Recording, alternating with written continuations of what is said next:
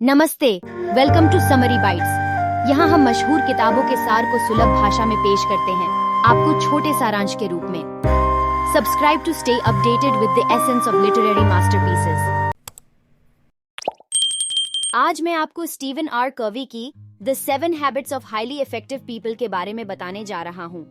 यह पुस्तक एक फेमस और उपयोगी सेल्फ डेवलपिंग किताब है। इस किताब में कोवी ने 7 ऐसे आदतें बताई हैं जो सफलता के लिए जरूरी हैं। चलिए शुरू करते हैं। The 7 habits of highly effective people को स्टीवन आर कोवी ने 1989 में लिखा था और तभी से यह दुनिया भर में काफी फेमस हुई है।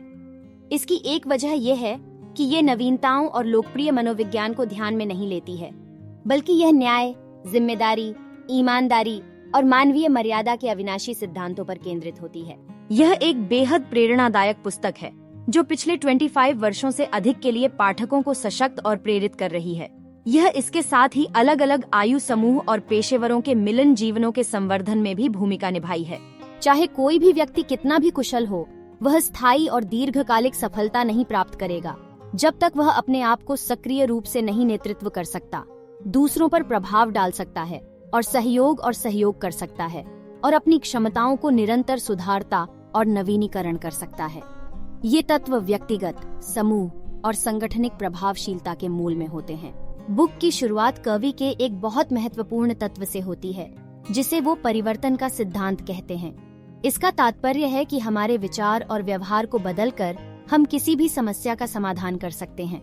कवि के अनुसार सफल होने के लिए व्यक्ति की विचारधारा में और उसके आदतों में सुधार होना जरूरी है। अब हम पुस्तक की 7 मुख्य आदतों के बारे में बात करेंगे। आदत 1, बी प्रोएक्टिव, अपनी जिम्मेदारी लेने की आदत। सक्रिय लोग जानते हैं कि वे स्वयं अपने व्यवहार का चयन कर सकते हैं। वे दूसरों या मौसम को दोषी नहीं ठहराते। प्रतिक्रियाशील लोग बाहरी परिस्थितियों पर निर्भर रहते हैं और उन्हें दोषी ठहराते हैं। आपकी भाषा आपके अपने आप को कैसे देखते हैं का अच्छा संकेतक होती है। सक्रिय व्यक्ति सक्रिय भाषा का उपयोग करता है।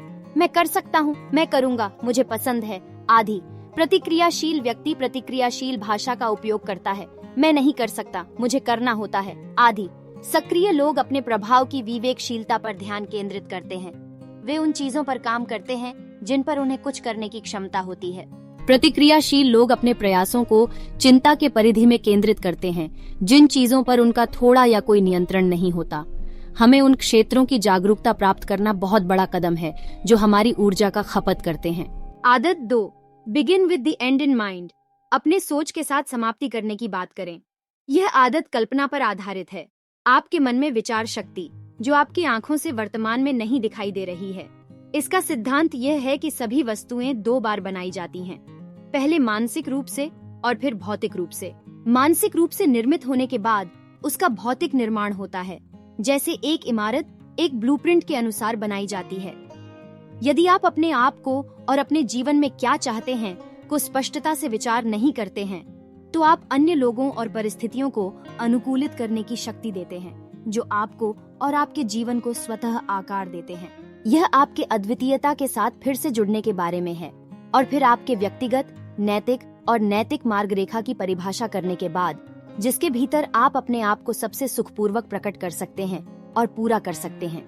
आपके जीवन में आदत 2 को शामिल करने का सबसे अच्छा तरीका है एक व्यक्तिगत मिशन स्टेटमेंट विकसित करना। यह आपके चाहने वाले होने और करने पर केंद्रित होता है।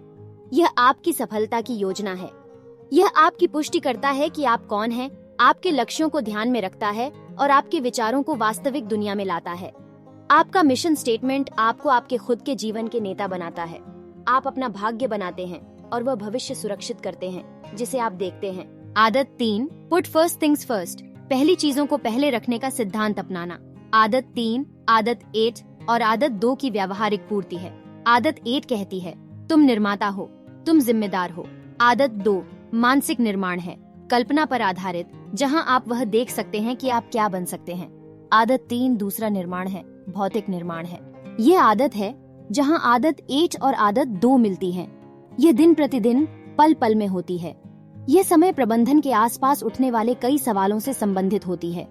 लेकिन यही नहीं, आदत 3 जीवन प्रबंधन के बारे में भी है। आपका उद्देश्य, मूल्य, भूमिकाएं और प्राथमिकताएं। पहली चीजें क्या हैं? पहली चीजें वे चीजें हैं जिन्हें आप सबसे अधिक महत्वपूर्ण मानते हैं। यदि आप पहली चीजों को पहले रखते हैं, तो आप समय और घटनाओं की व्यवस्था और प्रबंधन कर रहे हैं, आपकी व्यक्तिगत प्राथमिकताओं के अनुसार, जो आपने आदत 2 में स्थापित की है। आदत 4, think win win. Win win केवल अच्छा होने की बात नहीं है, और यह कोई तत्काल समस्या समाधान तकनीक भी नहीं है। यह मानवीय संवेदनशीलता और सहयोग के आधारभूत सिद्धांत है। हम अपने स्वामित्व को तुलना और प्रतिस्पर्धा पर आधारित करने की आदत बनाते हैं। हम सफलता की बात सोचते हैं, जबकि कोई दूसरा असफल होगा। अगर मैं जीतता हूँ तो तुम हारोगे, या अगर तुम जीतते हो तो मैं हारता हूँ। जीवन एक शून्य योग्य खेल बन जाता है, जहाँ सिर्फ एक सीमित पाई होती है, और अगर आप बड़ा हिस्सा लेते हैं तो मेरे लिए कम बचता है। यह न्याय संगत नहीं है, और मैं यह सुनिश्चित करने के लिए कर दूंगा कि आप और कुछ नहीं पाते। हम सब खेलते हैं, लेकिन यह सचमुच मजेदार है। विन विन जीवन को प्रतिस्पर्धात्मक स्थान के बजाय एक सहकारी क्षेत्र के रूप में देखती है। विन विन एक मन और हृदय की स्थिति है, जो हमेशा सभी मानवीय संवेदनाओं में सहयोगात्मक लाभ की खोज करती है। विन विन का अर्थ है कि सहमति या समाधान द्वंद्वात्मक रूप से सत्यनिष्ठ और संतुष्टिजनक होते हैं। हम दोनों पाई खा सकते हैं, और यह बहुत अच्छा लगता है। विन विन प्राप्त करने के लिए आपको केवल सहानुभूति रखने ही नहीं, बल्कि आपको आत्मविश्वास भी होना चाहिए। आपको सोचने और संवेदनशील होने के साथ साथ साहसी भी होना चाहिए। वीरता और संवेदना के बीच का संतुलन ही वास्तविक परिपक्वता का मूल है, और विन विन के लिए महत्वपूर्ण है। आदत 5, seek first to understand then to be understood. संचार जीवन में सबसे महत्वपूर्ण कौशल है। हम सालों तक पढ़ने, लिखने और बोलने की सिखाई लेते हैं, लेकिन सुनने के बारे में क्या प्रशिक्षण है जो हमें सुनने में सक्षम बनाता है, ताकि हम वास्तव में गहराई से दूसरे इंसान को समझ सकें? शायद कोई नहीं, सही है ना? अगर आप अधिकांश लोगों की तरह हैं, तो आप पहले समझे जाने की कोशिश करते होंगे। आप अपने पॉइंट को साबित करना चाहते हैं। इस प्रक्रिया में आप संपूर्ण रूप से दूसरे व्यक्ति को नजरअंदाज कर सकते हैं, सुनने का दिखावा कर सकते हैं, सिर्फ वार्ता के कुछ हिस्सों को ही सुनते हैं, या सावधानी पूर्वक केवल बोले गए शब्दों पर ध्यान देते हैं, लेकिन सार्थकता पूरी तरह से नजरअंदाज कर देते हैं। तो ऐसा क्यों होता है? क्योंकि अधिकांश लोग बातचीत में समझने के लिए नहीं, बल्कि जवाब देने के इरादे से सुनते हैं। आप अपने आप को सुनते हैं जब आप मन में तैयार करते हैं कि आप क्या कहने वाले हैं, आप किस प्रकार के प्रश्न पूछेंगे आदि। आप सभी कुछ जो आप सुनते हैं को अपने जीवन के अनुभवों, अपने संदर्भ में छांटते हैं। आप तारीख से पहले ही निर्धारित कर देते हैं कि दूसरा व्यक्ति क्या मतलब कर रहा है। क्या निम्नलिखित में से कुछ परिचित लगता है? शायद आप कह रहे हों, अरे थोड़ा इंतजार करो, मैं सिर्फ अपने अनुभवों पर आधारित होकर उस व्यक्ति से संबंधित होने की कोशिश कर रहा हूँ। क्या यह इतना बुरा है? कुछ परिस्थितियों में आत्मकथात्मक प्रतिक्रियाएं उचित हो सकती हैं, जैसे कि जब कोई दूसरा व्यक्ति आपसे आपके दृष्टिकोण से मदद मांगता है, या जब संबंध में पहले से बहुत अधिक विश्वास होता है। समारोह में प्रभावी सुनने के कौशल विकसित करके और केवल जवाब देने के बजाय समझने पर ध्यान केंद्रित करके हम अपने संचार और दूसरों के साथ कनेक्शन को बहुत बढ़ा सकते हैं। सतर्कता और सहानुभूति के साथ सुनना हमें दूसरों की भावनाओं और दृष्टिकोण को समझने में मदद करता है, जिससे हम सामरिक और उपयुक्त समाधान प्रस्तावित कर सकते हैं। आदत 6, सिनर्जाइज। सरल शब्दों में कहें तो साइनर्जी का अर्थ है 2 सिर एक से ज्यादा बेहतर होते हैं। साइनर्जाइज करना रचनात्मक सहयोग की आदत है। यह संगठनशीलता, खुले मन और पुरानी समस्याओं के नए समाधान खोजने के एक रोमांच का कार्य है। लेकिन यह खुद नहीं होता, यह एक प्रक्रिया है, और इस प्रक्रिया के माध्यम से लोग अपने सभी व्यक्तिगत अनुभव और विशेषज्ञता को मिलाते हैं। मिलकर वे व्यक्तिगत तौर पर उनसे अधिक बेहतर परिणाम प्राप्त कर सकते हैं।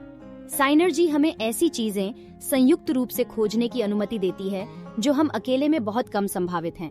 यह विचार है कि समूचा भाग भागों की तुलना में अधिक है। 1+1 3 या 6 या 60, आप नाम बताएं। जब लोग सच्ची तरह संवाद करना शुरू करते हैं और वे एक दूसरे के प्रभाव को स्वीकार करते हैं, तो उन्हें नई दृष्टि प्राप्त होती है। अलग अलग दृष्टिकोणों के कारण नए दृष्टिकोण आविष्कार करने की क्षमता अनुमानतः बढ़ जाती है। अंतर को मूल्य देना ही साइनर्जी को वास्तविकता में लाने का कारण है। क्या आप वास्तव में मानसिक, भावनात्मक और मनोवैज्ञानिक अंतरों का मूल्य करते हैं, या क्या आप चाहते हैं कि सभी आपके मत से सहमत हों ताकि सभी मिलकर संगठित रहें? बहुत से लोग सामरस्यता को एकता समझते हैं और समता को एकता समझते हैं। एक शब्द, उबाऊ, अंतरों को कमजोरी नहीं बल्कि मजे जोड़ती। आराम बढ़ाना अर्थात अपनी लक्ष्यों की साधना करने के लिए समय निकालना है, जो आपका सबसे महत्वपूर्ण संपत्ति है। आप इसका मतलब है कि आपकी जीवन के 4 क्षेत्रों शारीरिक, सामाजिक, मानसिक और आध्यात्मिक में आपको स्वयं का नवीकरण के लिए संतुलित कार्यक्रम बनाना चाहिए। जब आप इन चारों क्षेत्रों में अपना नवीकरण करते हैं तो आप अपने जीवन में विकास और परिवर्तन लाते हैं। आराम बढ़ाने से आपको ताजगी मिलती है ताकि आप अन्य 6 आदतों को जारी रख सकें। आप अपनी चुनौतियों का सामना करने और सफलता की दिशा में आगे बढ़ने की क्षमता को बढ़ाते हैं। बिना नवीनीकरण के शरीर कमजोर हो जाता है, मन तनावमय हो जाता है, भावनाएं अस्वस्थ हो जाती हैं, आध्यात्मिकता की कमी होती है और व्यक्ति स्वार्थी हो जाता है। यह नहीं एक सुंदर चित्र है, क्या वही है?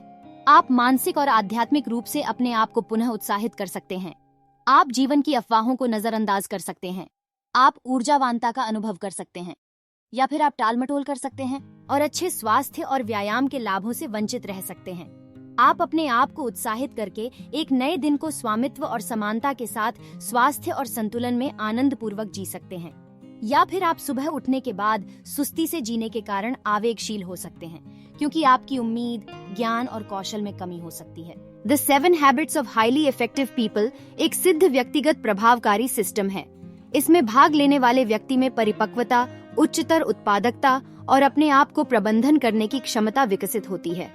वे लेजर जैसी फोकस और सतर्क योजनाबद्धता के साथ महत्वपूर्ण प्राथमिकताओं को क्रियान्वित करने की क्षमता के साथ निर्वाह करने की क्षमता के साथ बाहर निकलेंगे। The 7 habits of highly effective people एक सिद्ध टीम प्रभावकारी सिस्टम है। इसमें भाग लेने वाले सदस्य टीम की भागीदारी, मनोबल और सहयोग में वृद्धि करते हैं। टीमें संचार और संबंध निर्माण में सुधारित कौशल प्राप्त करती हैं। यही था 7 habits of highly effective people का समरी। फिर मिलते हैं अगले वीडियो में। जुड़े रहने के लिए धन्यवाद।